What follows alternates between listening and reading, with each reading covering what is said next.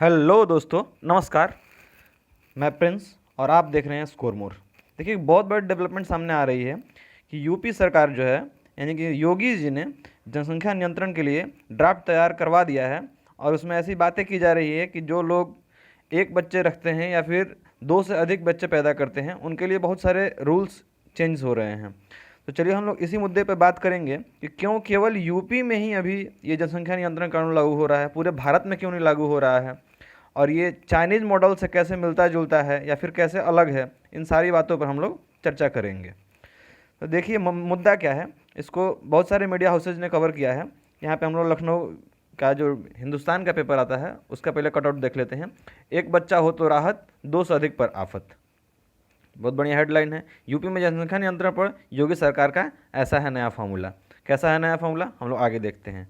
साथ साथ और देखिए, ये है हमारा एनडीटीवी का कवरेज। इसमें भी लिखा गया है UP population bill draft says no government jobs subsidy if more than 2 children.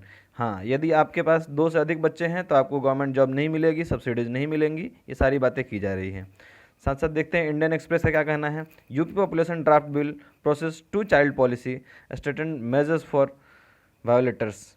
जो इसको तोड़ेंगे उसके खिलाफ क्या क्या एक्शन लिए जा सकते हैं, ये सारी बातें हम इसमें करेंगे। साथ साथ देखिए, कहा गया है कि यदि किसी को कोई दिक्कत हो इस ड्राफ्ट से, चूँकि इसको जिस साइट पर डाला गया है वो मैं आपको दिखा दूंगा किस साइट पर डाला गया है, तो आप वहाँ से इसको पढ़ सकते हैं। आपको कोई दिक्कत हो तो वहाँ पे अपनी आप मतलब जो भी इसके प्रति आप देना चाहते हैं अपनी राय, वो दे सकते हैं। ये डेट रखा गया है 19 जुलाई तक का, कि उस समय तक अपना राय आप दे सकते हैं इस ड्राफ्ट के प्रति। तो मोदी ये जो योगी जी हैं, इनका यह कड़ा कदम कहा जा सकता है। देखिए इसमें किया क्या गया है, तो मैं आपको बता दूं।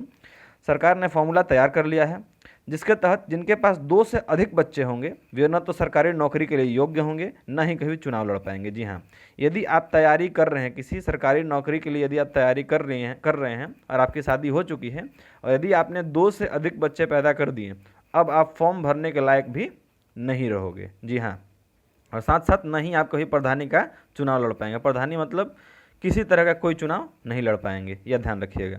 दरअसल उत्तर प्रदेश के राज्य विधि आयोग ने सिफारिश की है कि एक बच्चे की नीति अपनाने वाले माता पिता को कई तरह की सुविधाएं भी दी जाएंगी। क्या क्या सुविधाएं दी जाएंगी, मैं आगे आपको बताऊंगा। वहीं दो से अधिक बच्चों वाले माता पिता को सरकारी नौकरियों से वंचित रखा जाएगा। ऐसा नहीं है कि आप सरकारी नौकरी कर रहे हैं, आपका दो से अधिक बच्चा पैदा होगा तो आपको निकाल दिया जाएगा, नहीं, ऐसा नहीं किया जाएगा। लेकिन आपको जो प्रमोशंस मिलने वाले हैं उस पर अब रोक लग सकता है। इतना ही नहीं, उन्हें स्थानीय निकाय चुनाव से भी मतलब प्रबंधित किया जा सकता है। आगे से आप चुनाव नहीं लड़ पाएंगे। यदि आपने अभी से भी ज़्यादा बच्चा पैदा कर रखा है तो भी आप पे यह नियम लागू होगा।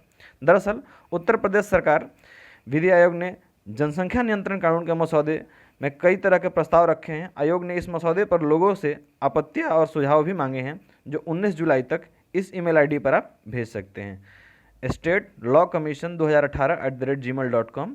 इस पर आप अपनी आपत्ति और सुझाव जो भी हो आप दर्ज करा सकते हैं, या फिर डाक के जरिए भी भेज सकते हैं। अगर योगी सरकार इस फॉर्मूले को हरी झंडी दे देती है तो यूपी में जनसंख्या नियंत्रण कानून की दिशा में यह बड़ा कदम माना जाएगा, और ये पूरे भारत के लिए अच्छा होगा। कैसे, वो मैं आगे आपको बताऊंगा। इस पर नीति आयोग का क्या कहना है वो भी मैं आगे आपको बताऊंगा। राज्य विधि आयोग अध्यक्ष न्यायमूर्ति NN मित्तल के मार्गदर्शन में यह मसौदा तैयार किया गया है। आपत्ति एवं सुझावों का अध्ययन करने के बाद संशोधित मसौदा तैयार करके राज्य सरकार को सौंप दिया जाएगा। अभी केवल ड्राफ्ट है, जब इस पर सारी आपत्तियां दर्ज हो जाएंगी, उन सबको देखा जाएगा कौन क्या कह रहा है, उस हिसाब से फिर से इसको थोड़ा सा अमेंडमेंट किया जाएगा, फिर राज्य को सौंपा जाएगा। देश के अन्य राज्यों में लागू कानूनों का अध्ययन करने के बाद यह मसौदा तैयार किया गया है। ये नहीं कि बस ऐसे उठाए और बना दिए, हर जगह से पढ़ा गया है, देखा गया है, स्टडी किया गया है, कहाँ पे कैसे कैसे क्या लागू करना चाहिए, फिर लागू किया गया है। ये जब लागू हो जाएगा तो इसे उत्तर प्रदेश जनसंख्या नियंत्रण स्थिरीकरण एवं कल्याण एक्ट 2021 के नाम से जाना जाएगा।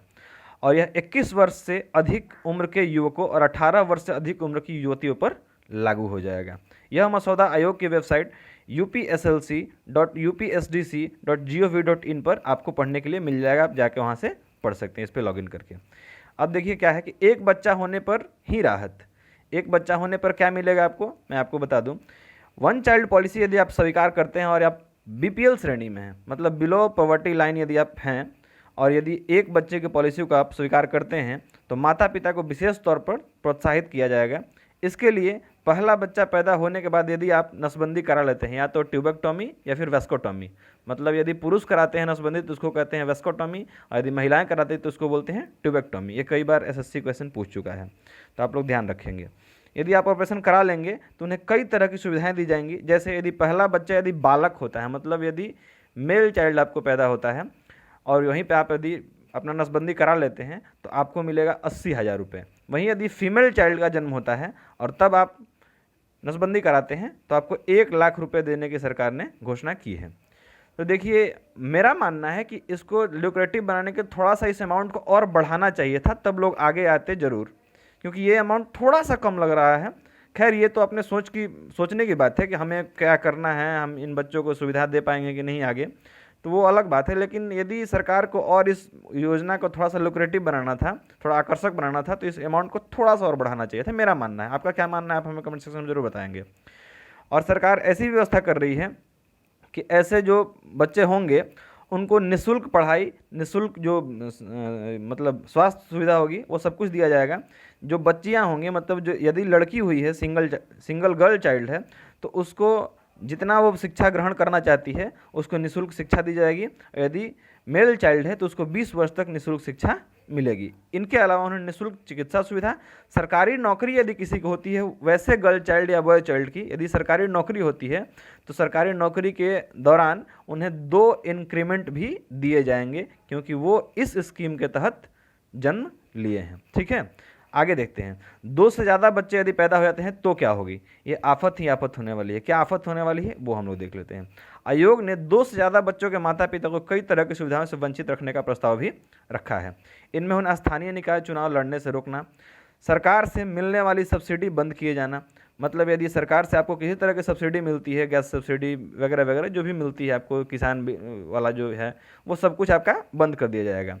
सरकारी नौकरियों के लिए आवेदन करने पर रोक लगाने तथा सरकारी नौकरी कर रहे लोगों की पदोन्नति से वंचित रखने का प्रस्ताव भी रखा गया है। यदि आप सरकारी नौकरी कर रहे हैं और इस दौरान आपने 2 से अधिक बच्चे को जन्म दे दिया तो आपका जो प्रमोशन है वो रुक जाएगा। और यदि आप अभी एस्पिरेंट्स हैं, मतलब तैयारी कर रहे हैं, और यदि आपके 2 से अधिक बच्चे पैदा हो गए तो आप फॉर्म ही नहीं भर पाएंगे। यह प्रस्ताव जनसंख्या वृद्धि पर नियंत्रण करके नागरिकों को बेहतर सुविधा मुहैया कराने के उद्देश्य से तैयार किया गया है। आयोग ने जनसंख्या नियंत्रण से संबंधित पाठ्यक्रम स्कूलों में पढ़ाए जाने का सुझाव भी दिया है। अब दिखाऊं मैं आपको एक फ़ोटो, ये देख रहे हैं, इस तरह जनसंख्या जो है वो सफ़र कर रही है। तो ये कानून पूरे इंडिया में क्यों नहीं लागू किया जा रहा है? क्यों कुछ ही राज्यों में लागू किया जाए? जैसे कुछ दिनों पहले आपको सुनने में आया होगा असम में लागू किया गया, अभी यूपी में लागू किया गया, पूरे इंडिया में क्यों नहीं लागू किया जा रहा है? तो इसके पीछे देखिए एक स्टडी है, ये नीति आयोग की स्टडी है, मैं आपको दिखा दूँ। इसमें क्या दिखाया गया? फर्टिलिटी रेट को दिखाया गया है। देखिए, मैं आपको बताऊं कि एक देश की फर्टिलिटी रेट यदि 2.1 रहता है, 2.1 यदि फर्टिलिटी रेट रहता है तो इसका मतलब होता है कि वह देश आगे आने वाले सैकड़ों सालों में जिस जनसंख्या पे अभी बना हुआ, मान लो अभी आपके देश की जनसंख्या 130 करोड़ है, तो आगे आने वाले 100 वर्षों में यदि 2.1 फर्टिलिटी रेट रहता है तो 130 करोड़ ही बनी रहेगी। ठीक है, उससे कम नहीं होगी, क्योंकि जनसंख्या कम होना भी देश के लिए हानिकारक साबित हो सकता है। कैसे? क्योंकि वहाँ पे धीरे धीरे लेबर्स की कमी हो जाएगी, इंफ्रास्ट्रक्चर डेवलप नहीं हो पाएगा, बहुत सारी कमियाँ हो जाएंगी। तो ये 2016 का नीति आयोग का आंकड़ा है, इसको मैं दिखाऊँ। देखिए, आंध्र प्रदेश में आप देख पा रहे हैं कि 1.7 फर्टिलिटी रेट है।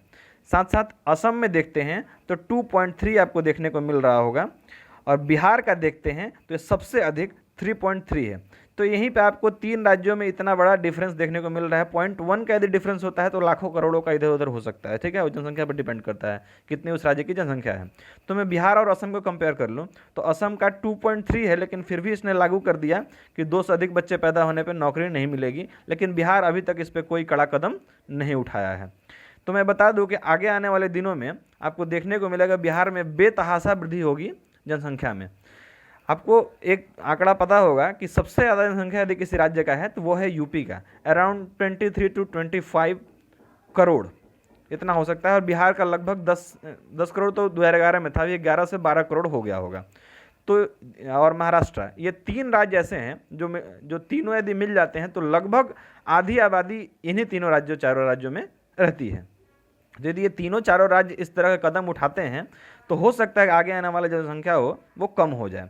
साथ साथ मैं आपको और आंकड़े दिखाऊं तो देखिए राजस्थान का है, इसमें भी 2.7 है फर्टिलिटी रेट। अच्छा, फर्टिलिटी रेट का मतलब क्या होता है कि 2.7 का मतलब देखिए क्या है कि प्रति 1000 यदि महिलाएं हैं तो वो 2700 बच्चों को जन्म देती हैं इन राज्यों में। 2.7 का मतलब ये हुआ, ठीक है, प्रति 1000 पे ये निकाल रहे हैं। और यदि वही तमिलनाडु की बात करते हैं तो 1.6 है, तेलंगाना की बात करते हैं 1.7 है। इन राज्यों में कम क्यों है? देखिए, जहाँ पे थोड़ा सा अर्बनाइजेशन ज़्यादा हो गया है, वहाँ के जहाँ के लोग ज़्यादा थोड़ा सा शिक्षित हैं, रोजगार मिल रहा है, काम धंधे कर रहे हैं, अपने बच्चों के भविष्य के बारे में सोच रहे हैं, वो लोग फर्टिलिटी रेट को कम करके रखे हैं। क्यों? वो लोग जानते हैं कि यदि ज़्यादा बच्चे हम जन्म देंगे तो उनको आगे आने वाले जो सुविधाएं हैं वो सही तरह से नहीं मिल पाएंगी। तो इन सब का ध्यान रखते हुए लोग जनसंख्या वृद्धि को मतलब कम कर रहे हैं खुद से। और सरकार की जितनी योजनाएं हो तो चल ही रही हैं, साथ साथ कई तरह के मेडिकल पिल्स वगैरह वगैरह जो मिलते हैं वो सबके यूज़ कर रहे हैं लोग और जनसंख्या को नियंत्रण कर रखे हैं। लेकिन जिन राज्यों में अशिक्षा है, गरीबी है, वहाँ पे पॉपुलेशन ज़्यादा हो रहा है। क्यों? जैसे बिहार के ही लोगों को देखो, यहाँ के लोग सोचते हैं कि यदि घर में ज़्यादा बच्चे होंगे तो वो लोग मजदूरी करके ज़्यादा पैसे लाएंगे तो घर का हाउस होल्ड इनकम जो होगा ओवरऑल वो थोड़ा सा बढ़ेगा। इस सोच को लेकर के लोग ज़्यादा बच्चे पैदा कर देते हैं। लेकिन आगे आने वाले दिनों में वही बच्चे कहते हैं कि हमारे माता पिता ने हमारे लिए किया क्या? वो लोग कुछ करते ही नहीं हैं और निकम्मे हो जाते हैं और फिर मांगते हैं कि रोजगार दो, रोजगार दो। अरे बच्चे ही ज़्यादा हैं तो रोजगार कहाँ से मिलेगा? तो इन सब का ध्यान रखते हुए सरकार ने आंकड़ा बनाया है कि 2.1 तक रहना चाहिए। देखिए वेस्ट बंगाल भी इसमें काफ़ी आगे आ रहा है, इसका फर्टिलिटी रेट 1.6 है। हाँ, हालांकि वहाँ पे अशिक्षा और गरीबी है ज़्यादा, लेकिन फिर भी वो लोग संभल चुके हैं। लेकिन यूपी को देखिएगा, इसका 3.1 है, अब इसने कड़ा कदम उठा लिया है। ओवरऑल इंडिया की बात करते हैं कि पूरे इंडिया में कितना है फर्टिलिटी रेट, तो देखिए आपको देखने को मिल रहा है 2.3, जो एक एवरेज आंकड़े से थोड़ा सा ज़्यादा है। 2.1 रहना चाहिए लेकिन 2.3 है। तो इसका ये देखने को मिलेगा आगे आने वाले दिनों में, जब 2021 का ये आंकड़ा निकल के आएगा सेंसस का, तो हमें पता चलेगा कि इसका थोड़ा सा जनसंख्या वृद्धि दर हाई है। तो इस तरह से हम कह सकते हैं कि जो यूपी का जनसंख्या नियंत्रण नीति है ये काफ़ी कारगर साबित हो सकता है पूरे इंडिया के लिए। आपको ये वीडियो कैसा लगा ये हमें कमेंट करके जरूर बताएंगे। इस वीडियो का पीडीएफ लेना चाहते हैं तो आप इस टेलीग्राम चैनल को ज्वाइन कर लीजिए, स्कोर मोर ऑफिशियल। इस पर आपको इस वीडियो की पीडीएफ मिल जाएगी, साथ साथ स्टैटिक जीके और करंट अफेयर का जो सेशन चलता है इसको भी आप देख सकते हैं। धन्यवाद।